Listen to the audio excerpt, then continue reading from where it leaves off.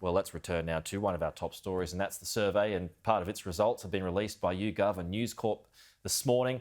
Let's go to the National Senator Matt Canavan. He joins us live from Canberra. Matt, good to see you. Thanks for your time this morning. So part of that survey, and it really digs into the mental health issues that are being faced, and in particular by younger Australians at the moment. 58% of respondents' biggest fear is job loss. 56% is mental health, far and away more than anything else. Does any of that surprise you at all? Well, it's consistent with what I've been hearing, Peter, for some time, and that's why I've been calling for these lockdowns to end. I don't want to get rid of all restrictions. I think, obviously, during a pandemic, some sensible measures to socially distance and test and trace and these things, but preventing people from earning a living, putting people out of work, locking people up in their own homes, it's cruel, it's inhumane, and it's not surprising it's causing these mental health concerns. I think this poll shows clearly that the lockdown premiers are out of touch. They're out of touch with the Australian people. They're out of touch with their own voters, and they're not talking to people. And I think that's been the problem here, because we've had a pandemic for 18 months.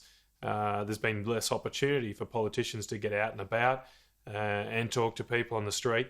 And I think, say, in the case of Annastacia Palaszczuk, she's ruling the state from her throne in George Street, and she's not really hearing the feedback from average Queenslanders about the terrible impacts of her policies. Well, it's her bid and Mark McGowan too, to achieve net zero, I keep saying net zero, COVID zero, whatever the cost. All of those zero goals are stupid, Peter, but we'll leave that for another morning. Exactly, that's this COVID zero. I think the myth died last week. It did seem to finally people started to, even New Zealand, the New Zealand COVID minister had realised that COVID zero is an unattainable goal, and there are, of course, still some pining for that. There'll be eulogies for some time about COVID zero, but of course we would prefer not to have COVID, right? That's not even a debate. It was great when we didn't have COVID. We were very lucky, and we could be free and do whatever we liked. But we have to live in the real world, and particularly for those of us in positions of authority, we have to level with people and govern from the real world. There's no point being the Premier of Disneyland. You've got to be the Premier of Queensland or the Premier of Western Australia. And in the real world, there are problems that even governments cannot fix. Newsflash, right? Sometimes governments cannot fix.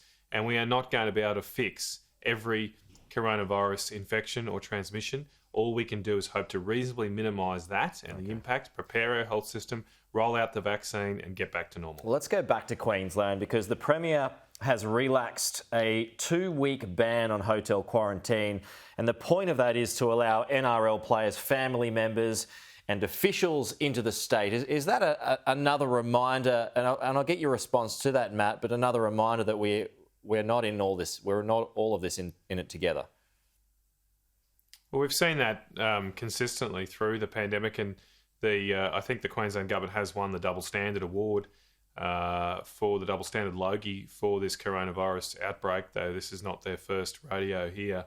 And I don't begrudge NRL players being reunited with their family members. It must be very tough for them spending months away from their family in a high-pressure environment that professional sport is.